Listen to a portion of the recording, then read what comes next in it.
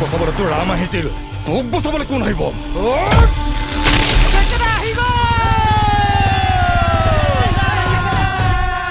মই কি army police নে ছুপাৰমেন তই হলি হনুমেন আমি আপোনালোকৰ বাবে লৈ আহিছো এই মুহূৰ্তৰ এটা বিগ ব্ৰেকিং নিউজ